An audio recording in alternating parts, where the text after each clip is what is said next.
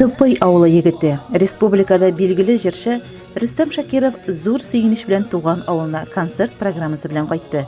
Кайтырлыкта авыл халкының теләге тормышка ашты. Халыкның бердән-бер бергә җыела торган урынына, бер түбә астында урнашкан авыл мәдәният йорты белән фельдшер-акушерлык пункты бинасына күләмле ремонт эше башкарылды. Сөендерә, авылларда шундый күңелле, матур чаралар күбрәк ешрак үтсен иде, һәм шундый җылы һәм инде күңелгә рәхәт кайсы гына клубка керсәк тә матур дип каршы алалар. Бу бик тә сөендерә. Безнең мәдәният өлкәсе бик тә яхшы эшләү дип әйтәсем килә. Шуңа күрә бик зур рәхмәт.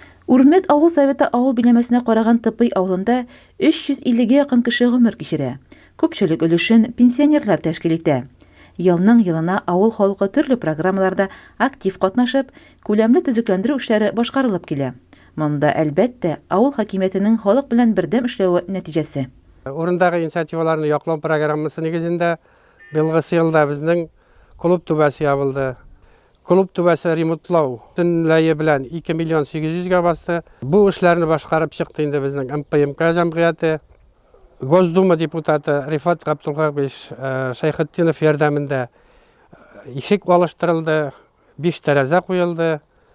Аларга бүгенге көндә зур итеп рәхмәт әйтәсе килә. Клубның җанлы эшләвендә озак еллар мәдәни чараларны оештыручы Рәмилә Шакированың өлеше зур.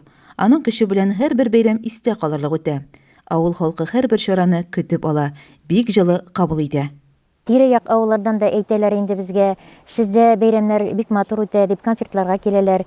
Менә үзегез дә күреп торасыз, улы Рөстәм бик матур үткәрә бәйрәмнәрне, һәрвакыт яңа елларны, сабан туйларны күтәреп алып, катыштырып, безне дә уйнатып, безне дә җырлатып, шушылай бик матур Аллага шөкер яшәп киләбез әле. Бәйрәмгә Тыпый халкының шатлыгын уртаклашырга район советы секретаре Игорь Никифоров белән район мәдәният бүлеге җитәкчесе Рөстәм Әхмәдиев килгән иде. Алар чыгыш ясап, программада актив катнашкан авыл халкына рәхмәт сүзләрен җиткерделәр.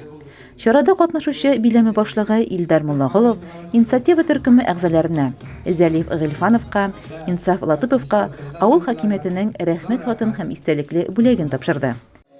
Тыпый авыл мәдәният йорты һәрвакыт балкып, матур, шат авазларга, моңнарга тулып торсын. Айгөл Муллаянова, Илеш телерадиокомпаниясе.